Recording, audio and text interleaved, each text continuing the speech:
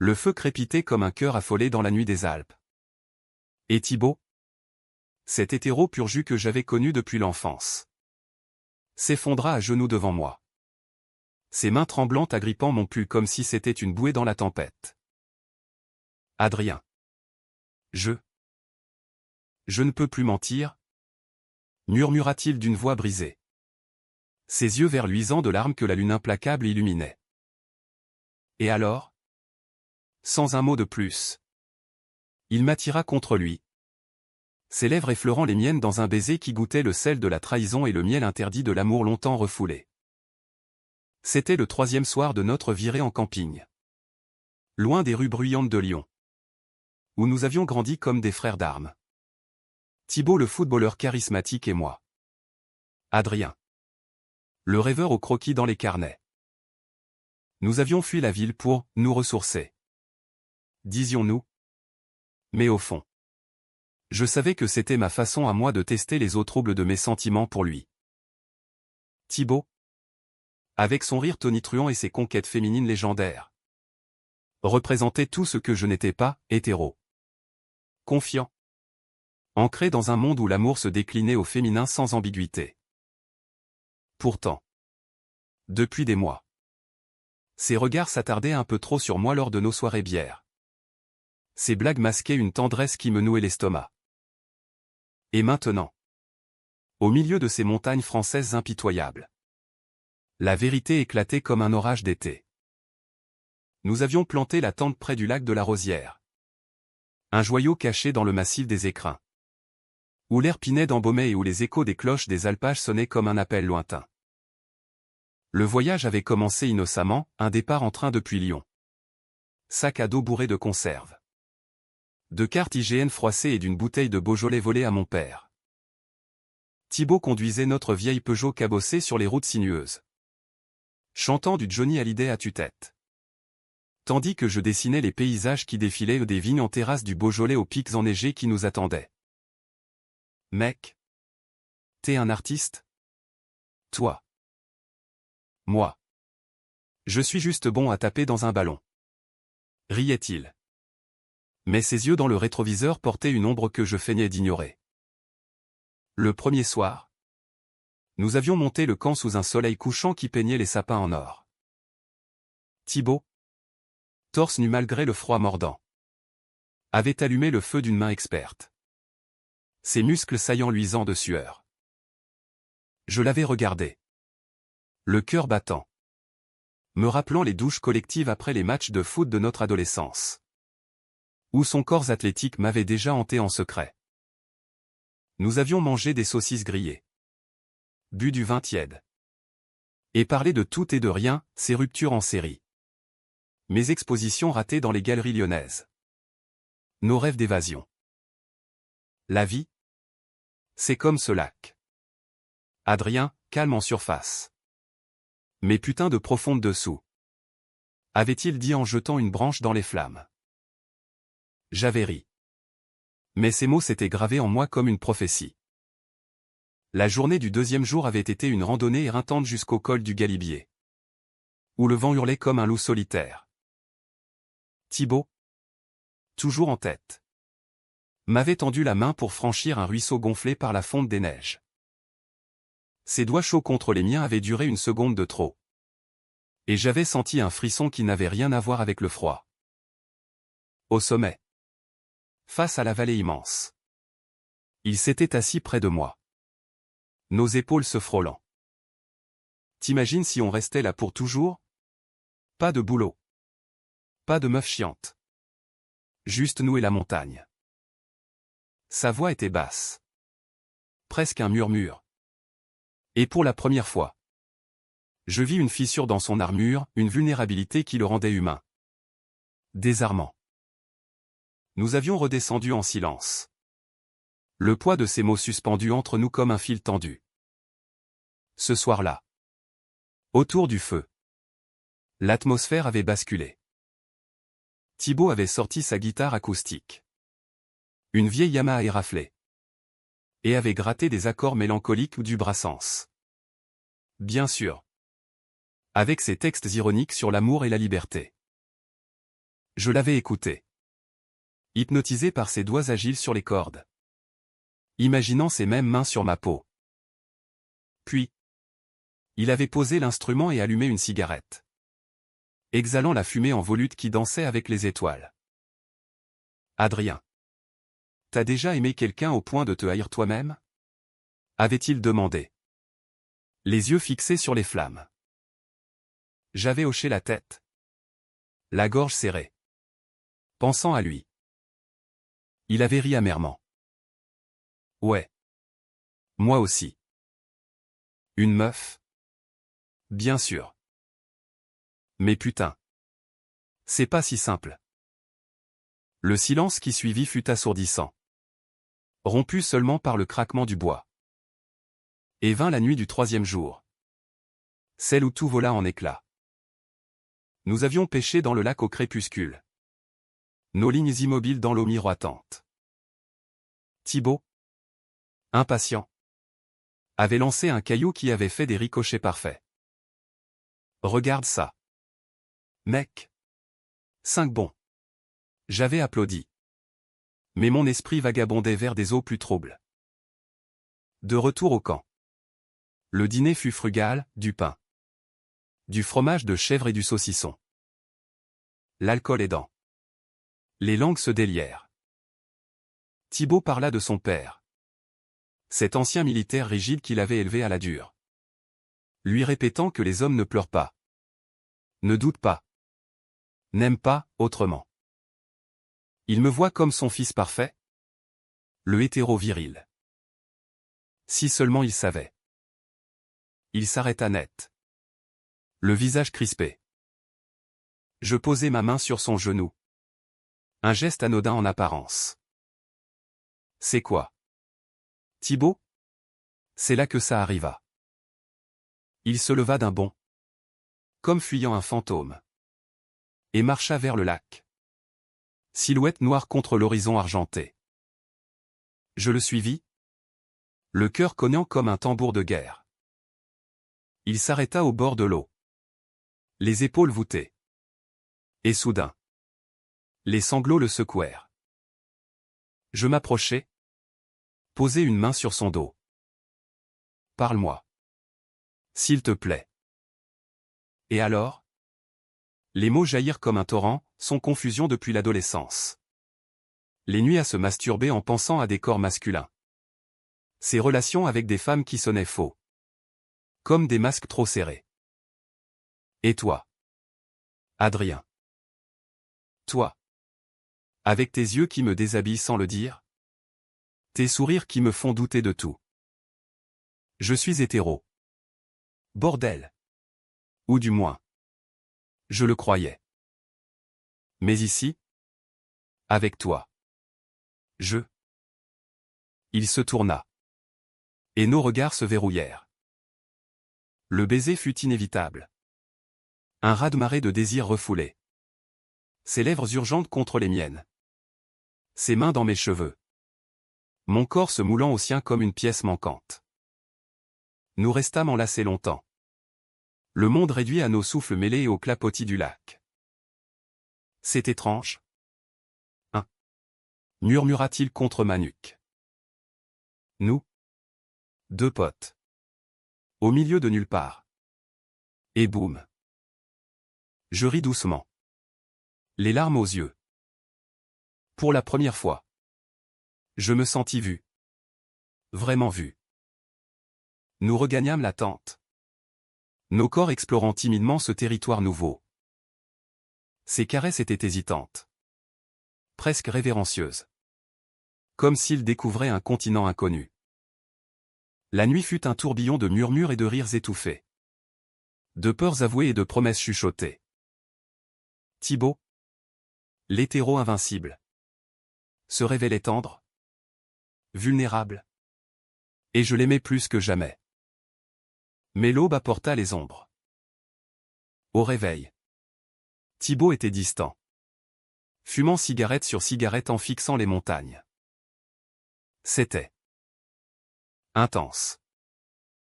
Mais qu'est-ce qu'on fait maintenant? Sa voix tremblait. Je tentais de le rassurer. De lui dire que l'amour ne se plie pas aux étiquettes? Mais il secoua la tête. J'ai une vie à Lyon? Adrien. Une copine en attente. Des potes qui me charrient sur mes conquêtes. Si ça se sait. La peur le rongeait. Cette peur homophobe intériorisée. Héritage d'une France rurale où les PD étaient des anomalies à chasser. Nous plions le camp en silence. Le trajet de retour fut un calvaire de non-dit. La Peugeot avalant les kilomètres comme pour fuir nos vérités. De retour à Lyon. La réalité nous rattrapa comme un boomerang. Thibaut reprit ses habitudes, match de foot. Bière avec les gars. Et une nouvelle petite amie. Élise. Une prof de yoga pétillante. Moi. Je noyais mes croquis dans l'alcool. Mes expositions devenant des excuses pour l'éviter. Pourtant. Nos regards se croisaient dans les cafés du Vieux Lyon. Chargés d'un feu couvant. Un soir, il m'appela à 2 heures du matin, j'arrive. J'étouffe. Il débarqua chez moi. Ivre et désespéré. Et nous fîmes l'amour avec une urgence fiévreuse. Nos corps se battant contre les chaînes invisibles. Les mois suivants furent une danse masquée. Un tango de passion clandestine et de culpabilité lancinante. Thibaut et moi. Nous nous voyions en cachette, un hôtel miteux près de la Pardieu. Un parc la nuit tombée sous les lumières tamisées des ponts sur la Saône. Ou chez moi quand Élise pensait qu'il était temps, soirée pote. Chaque rencontre était un feu d'artifice, ses mains rugueuses traçant des cartes sur ma peau.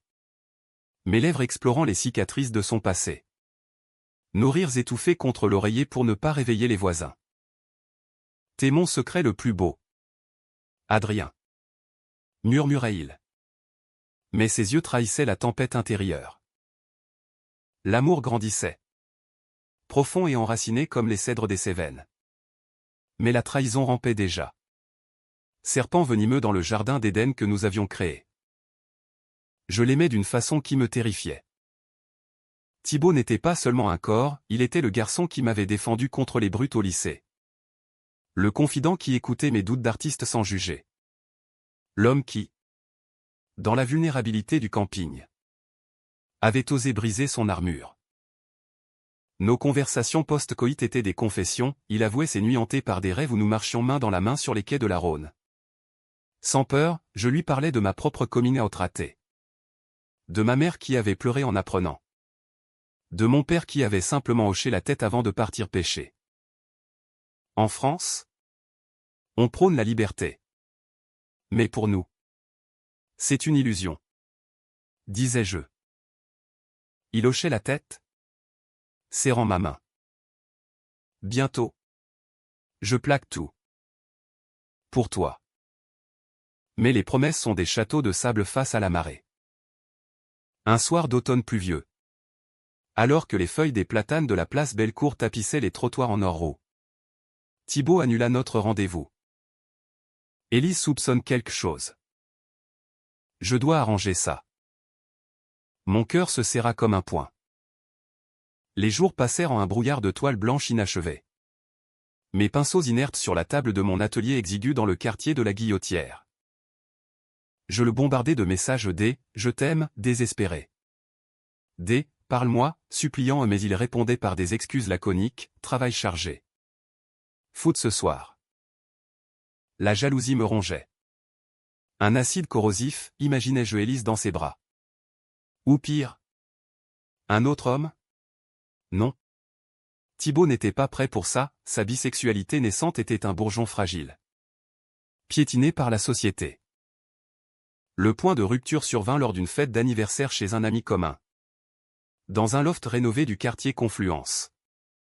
Avec vue sur les berges modernistes de la Saône. La musique pulsait du Daft Punk remixé pour l'occasion et l'air empestait le vin épicé et les parfums entêtants. Thibaut arriva avec Élise au bras. Radieux en chemise ajustée qui soulignait sa carrure d'athlète. Nos regards se croisèrent par-dessus la foule. Un éclair silencieux chargé de tout ce que nous ne pouvions dire. Il s'approcha, prétextant une bière à partager. T'as l'air crevé. Mec. Tout va? Sa voix était neutre. Mais sa main effleura la mienne en passant le goulot. Un contact électrique qui me fit frissonner. Élise. Intuitive comme une louve. Nous observa de loin. Plus tard. Alors que je fumais sur le balcon face aux lumières de la ville. Elle me rejoignit. Thibaut parle de toi tout le temps. Tu sais. Comme si tu étais plus qu'un ami. Son ton était doux. Mais acéré. Je balbutiai une dénégation. Le cœur en vrac. Elle sourit tristement. Je l'aime? Adrien. Mais je ne suis pas idiote. S'il te choisit pas, c'est qu'il a peur.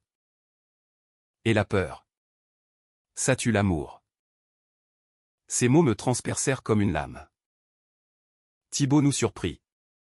Son visage passant du rouge à la pâleur. Qu'est-ce que tu fous là, cracha-t-il à Élise. Avant de m'entraîner dans une pièce adjacente. Un bureau encombré de livres d'art. C'est fini? Adrien. On peut pas continuer comme ça. Élise mérite mieux. Et moi? Moi. Je sais pas qui je suis. Ces mots étaient un coup de poignard. Chaque syllabe trempée de mensonges. Je le suppliais. Les larmes coulant librement en moi. Qui haïssait la faiblesse? T'as menti au lac. C'était pas une erreur. Thibaut. C'était nous.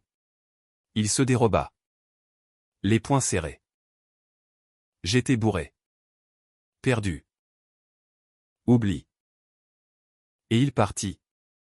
Me laissant seul avec l'écho de la fête? Un fantôme dans ma propre vie.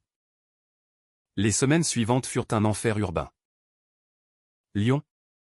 Ma ville bien-aimée avec ses traboules secrètes et ses bouchons chaleureux. Devint une prison. Je peignais frénétiquement, des toiles sombres de montagnes fracturées. De lacs asséchés. De silhouettes enlacées se dissolvant en brume. Mes amis ou une bande d'artistes queer du quartier des Cordeliers tentaient de me sortir de ma coquille, des vernissages au musée des Beaux-Arts. Des dîners arrosés de Côte-du-Rhône chez des drag queens excentriques.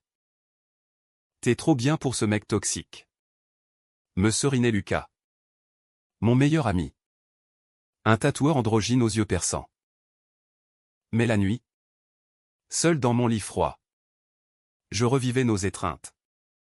Le goût de sa peau salée par la sueur du désir. Puis, la trahison frappa de plein fouet. Un soir, en scrollant distraitement sur Instagram ce poison digital qui nous relie et nous détruit, je tombais sur une story de Thibaut, lui et Élise. En escapade romantique à Annecy. Riant sur un ponton au bord du lac. Ses bras autour de sa taille comme s'il n'avait jamais connu d'autre rivage.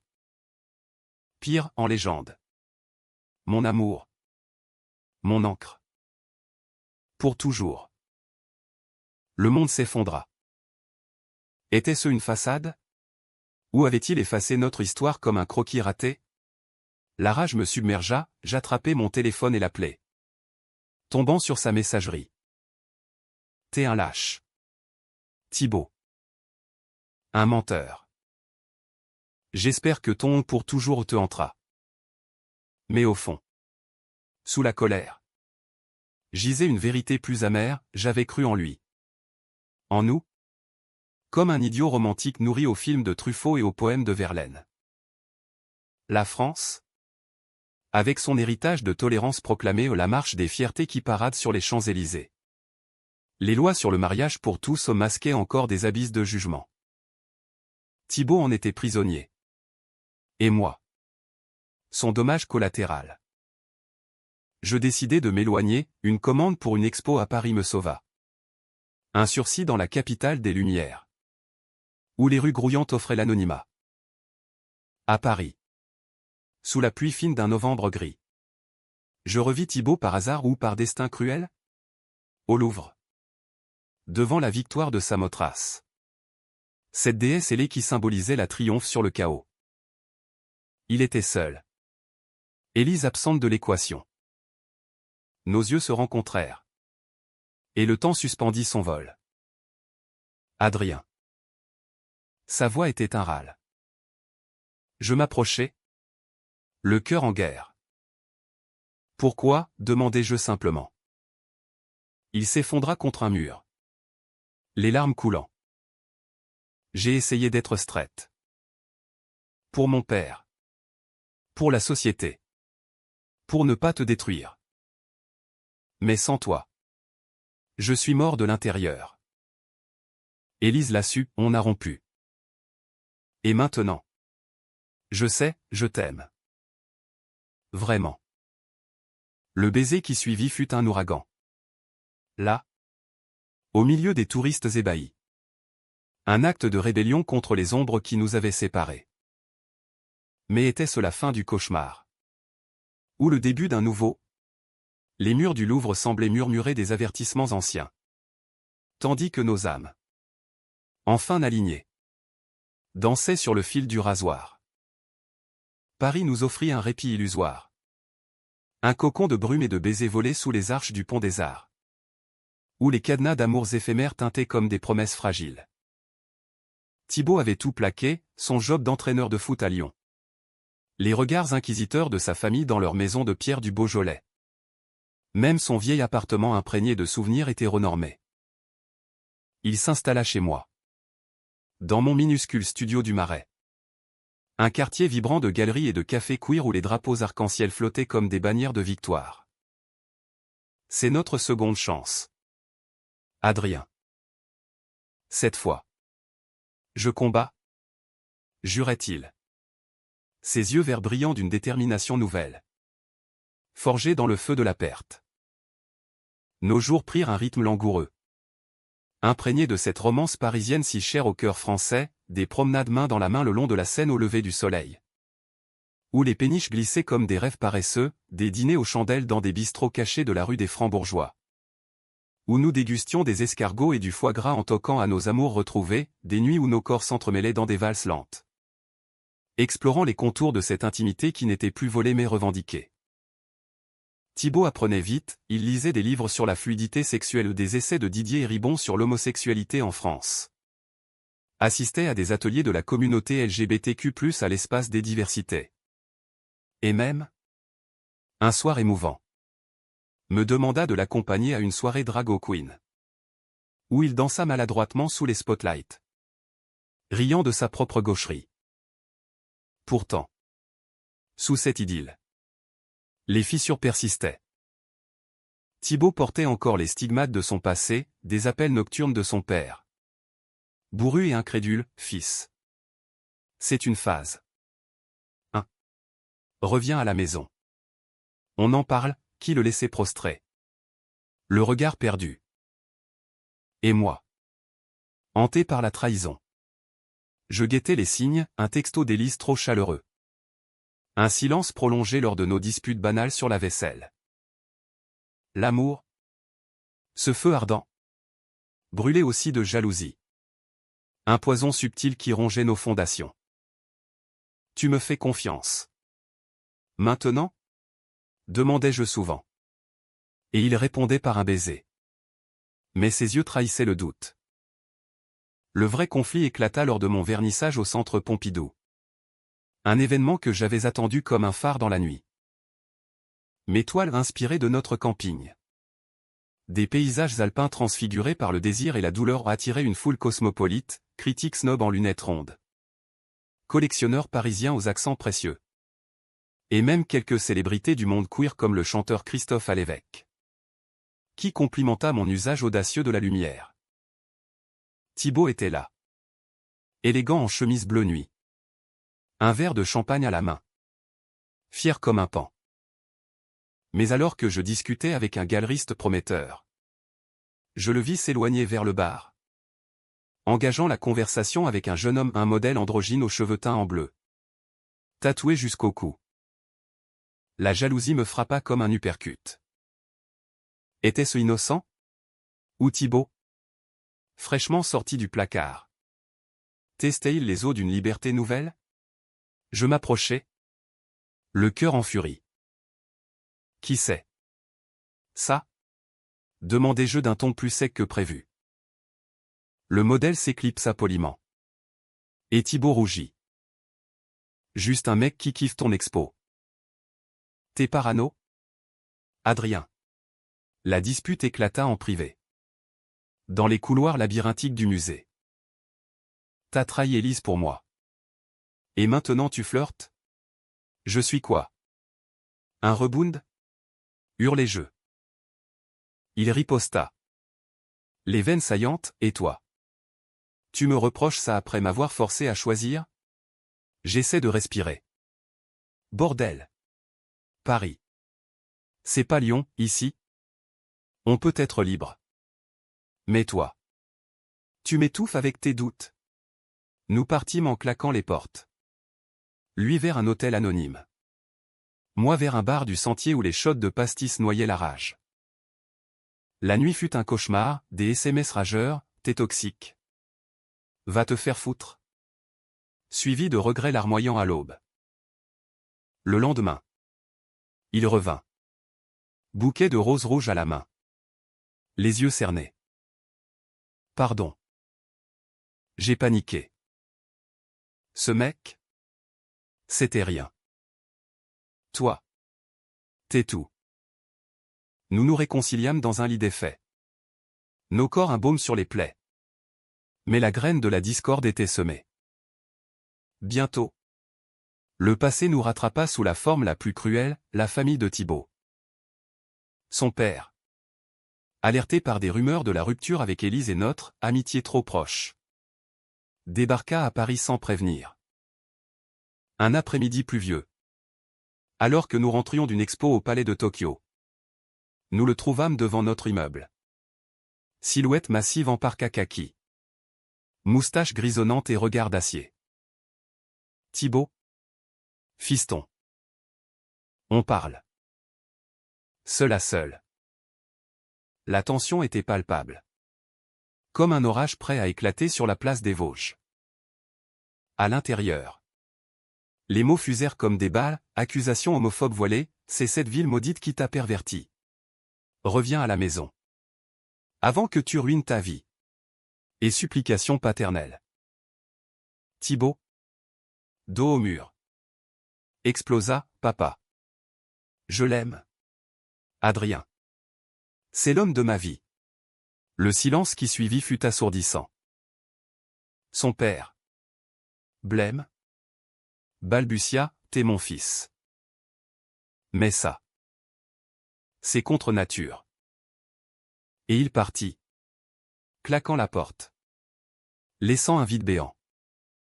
Thibaut s'effondra en sanglots. Et je le serrai contre moi. Murmurant des mots d'amour en français ancien. Comme une litanie, nous sommes plus forts que ça. Cette confrontation nous unit plus que jamais. Mais elle planta aussi le décor du climax. Des semaines plus tard. Une lettre arriva, une invitation au mariage de la sœur de Thibaut. À Lyon. Avec une note manuscrite de son père, viens seul. Laisse ton ami ici. Pour la famille. Thibaut lut. Le visage déformé par la douleur. Ils veulent me forcer à choisir. Encore. Le conflit culmina lors d'une dispute nocturne. Sous les toits de zinc qui goûtaient après une averse. Si tu y vas sans moi. C'est fini. Criai-je. Et si je refuse? Je perds ma famille. Rétorqua-t-il. Les mots blessants volèrent, traître. Égoïste. Prisonnier. Il partit dormir sur le canapé. Et moi? Dans la chambre? Je pleurais jusqu'à l'épuisement. Me demandant si notre amour était condamné à être une tragédie à la racine. Pourtant. Au matin. Thibaut entra. Une valise à la main. On y va ensemble. Ou pas du tout. Son courage était une flamme vacillante. Mais réelle. Nous prîmes le TGV pour Lyon. Main dans la main. Prêt à affronter le passé pour un avenir incertain. Le train filait à travers les vignobles automnaux. Et je serrai sa main. priant pour que l'amour triomphe des chaînes familiales. Fin de la partie 3 environ 1000 mots.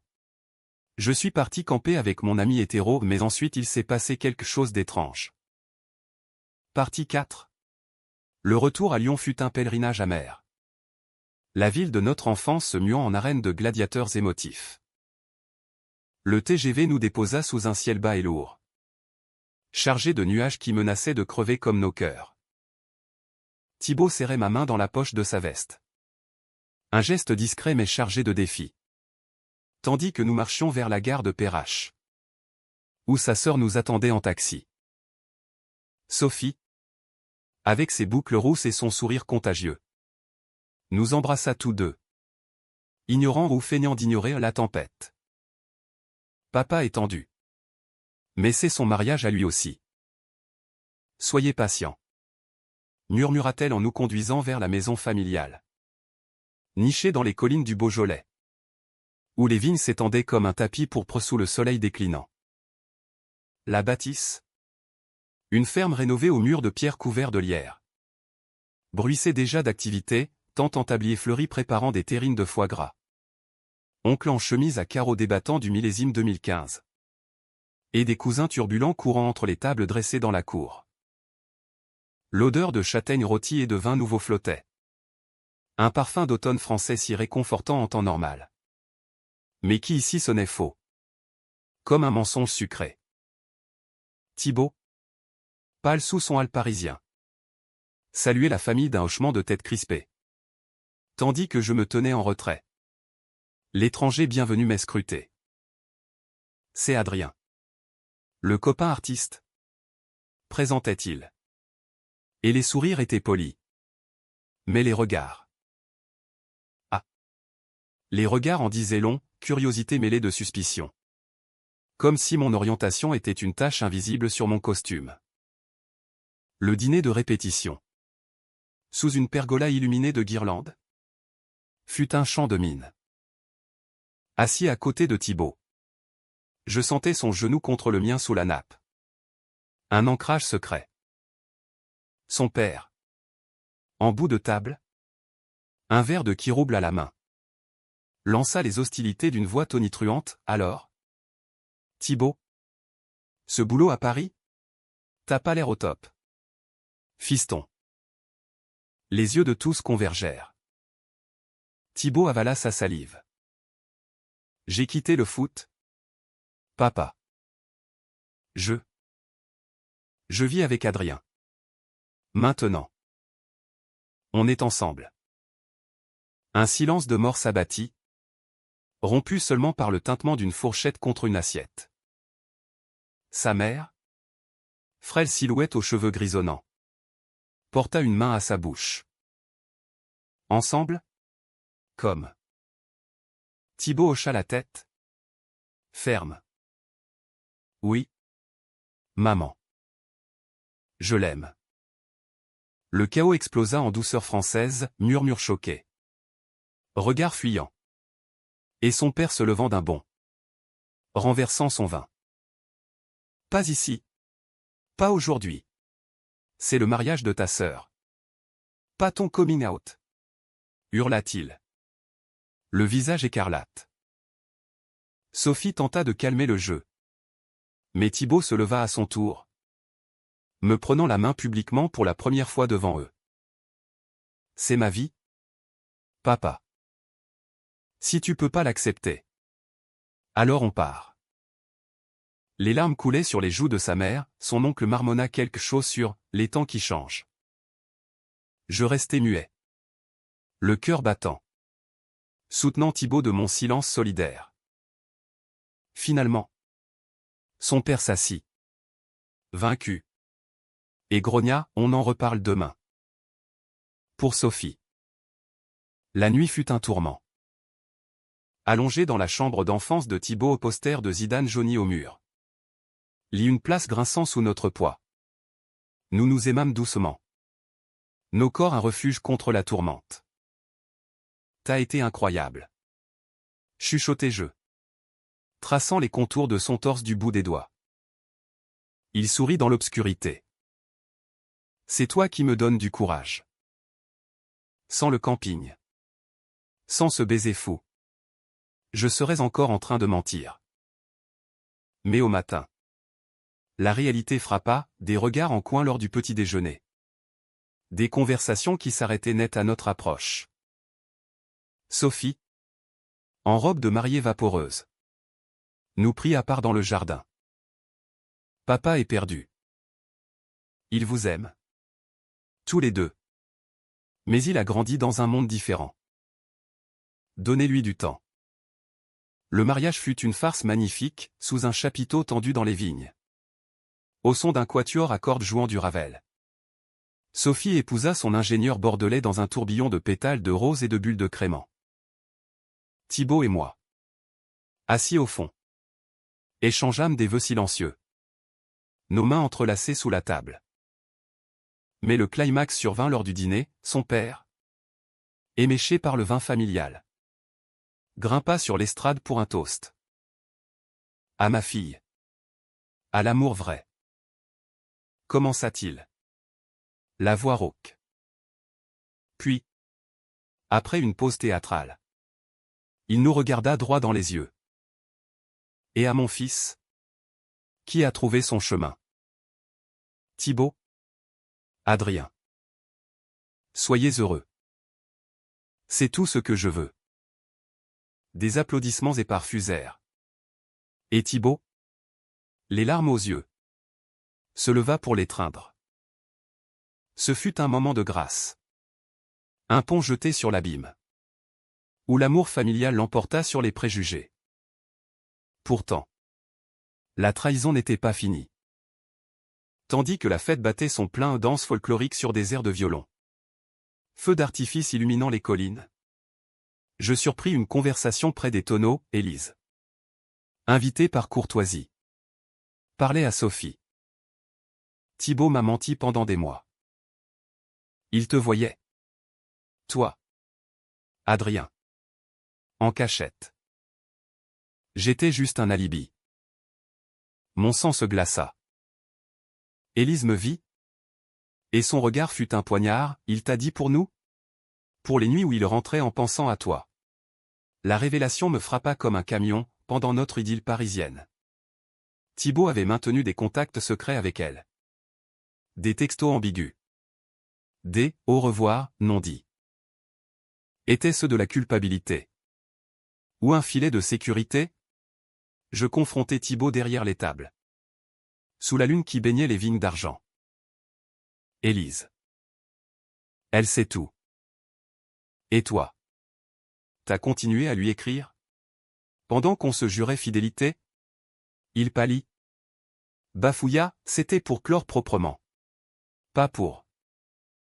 Mais les mots sonnaient creux. La dispute fut violente.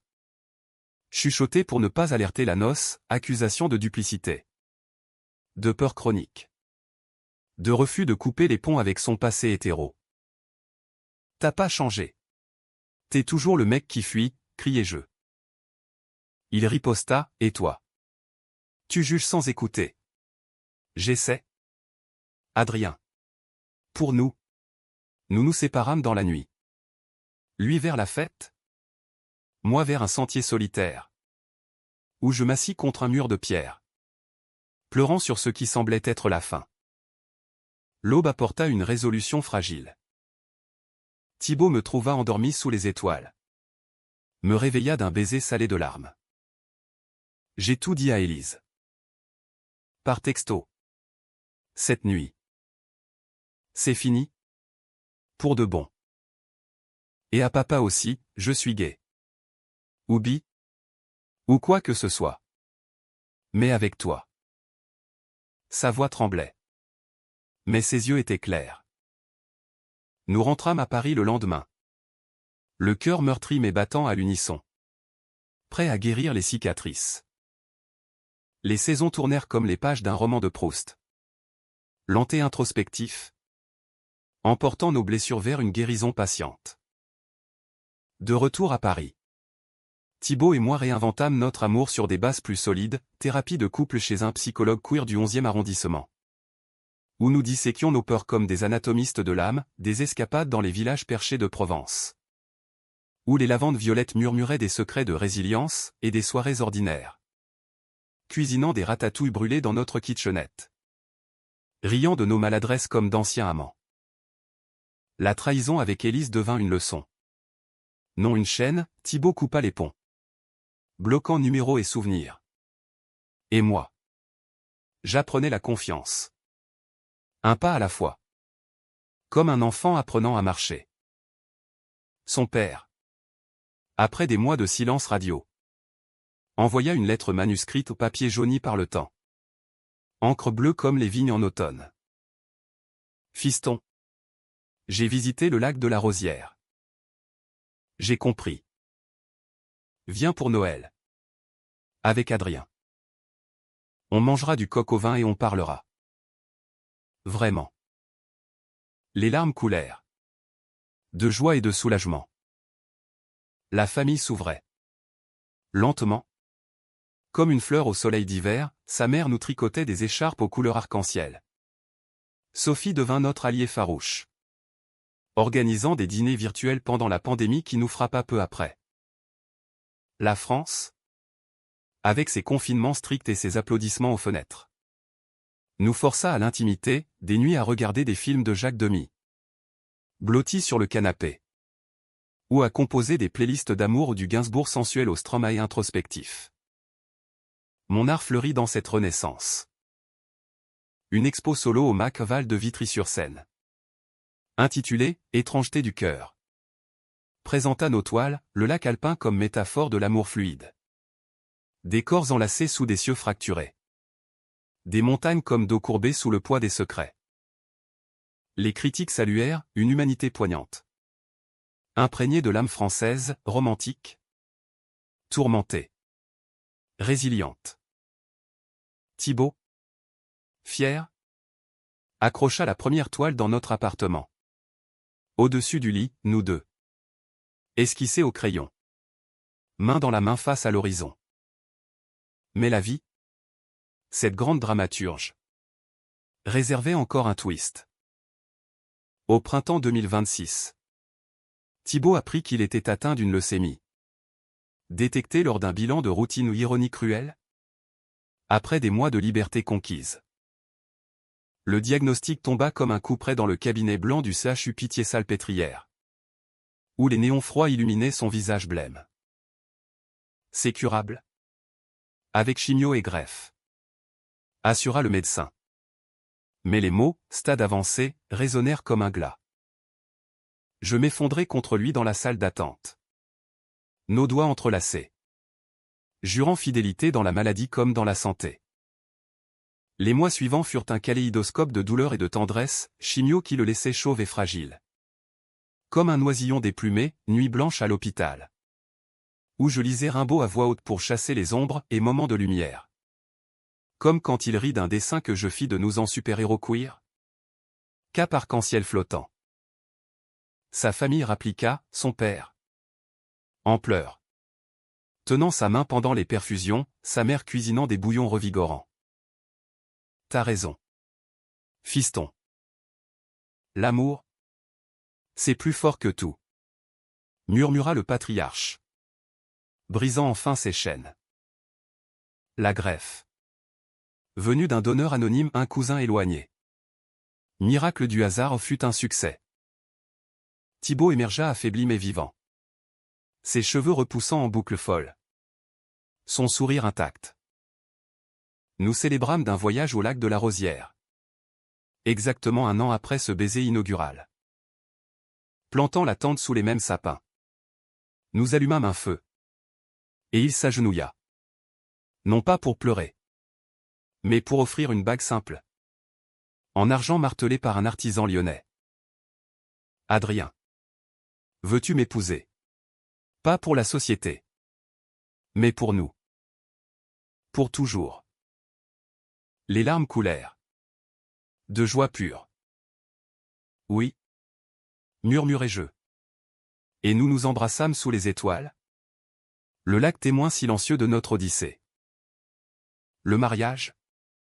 Un an plus tard. Fut intime, à Lyon. Dans un jardin public bordé de rosiers. Entouré de notre tribu élargie, amis queer. Famille réconciliée. Même Élise. En témoin amical. Les vœux furent simples. Profonds, du camping étrange à cet amour vrai. Je te choisis. Chaque jour.